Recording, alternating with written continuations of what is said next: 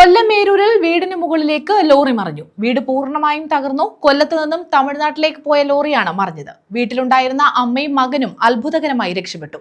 Driver ഉറങ്ങിപ്പോയതാണ് അപകടത്തിന് കാരണമെന്നാണ് പ്രാഥമിക നിഗമനം. കൊല്ലം ഏരൂരിൽ വീടിന് മുകളിലേക്ക് ലോറി മറിഞ്ഞാണ് അപകടമുണ്ടായത്.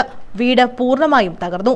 ഏരൂർ കുളത്തൂപ്പുഴ റോഡിൽ കാഞ്ഞുവയലിന് സമീപമുള്ള വളവിലാണ് കൊല്ലത്ത് നിന്നും തമിഴ്നാട്ടിലേക്ക് പോവുകയായിരുന്ന ലോറി രാത്രി 12 മണിയോടുകൂടി വീടിന് മുകളിലേക്ക് മറിഞ്ഞത്. 12:30 മണിയോടുകൂടി നടന്ന വലിയൊരു അപകടമാണിത്.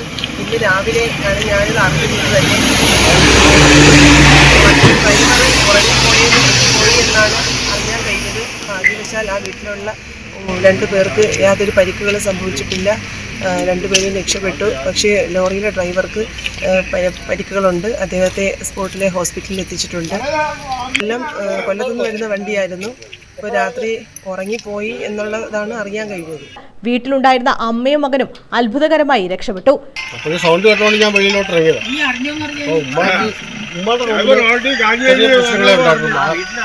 രണ്ട് റൂമിന്റെ മുകളിലായി ലോറി വീണു.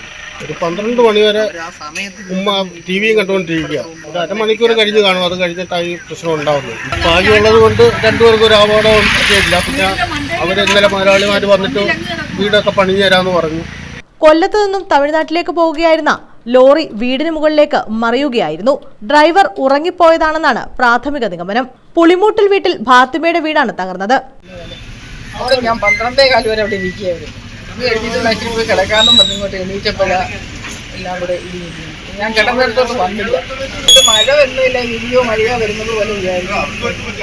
ഇത് കഴിയുമ്പോൾ ചെറുക്കം കരുതും കൊണ്ട് ഓടിക്കൊണ്ട് വരുന്നു. അമ്മച്ചിയെ വിചാരിച്ച് ഞാൻ മരിച്ചു. ഒരു ഞൊടിയിടയിലാണ് ഞാൻ രക്ഷപ്പെട്ടത്. ഫാത്തിമയും മകനുമായിരുന്നു വീട്ടിലുണ്ടായിരുന്നത്.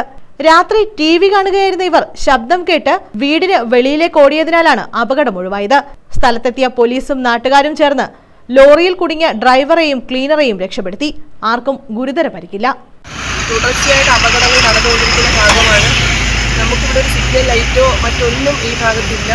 അപ്പോൾ തീർച്ചയായിട്ടും ഇത് അധികാരികളുടെ ശ്രദ്ധയിൽപ്പെടുകയാണെങ്കിൽ PWDക്കാരുടെ നേതൃത്വത്തിൽ തീർച്ചയായിട്ടും ഇതിൻ്റെ റോഡിൻ്റെ സൈഡുകളിൽ പിന്നെ സിഗ്നൽ ലൈറ്റുകളോ സൂചനാ ബോർഡുകളോ സ്ഥാപിക്കണമെന്ന് കൂടി അറിയിക്കുകയാണ്.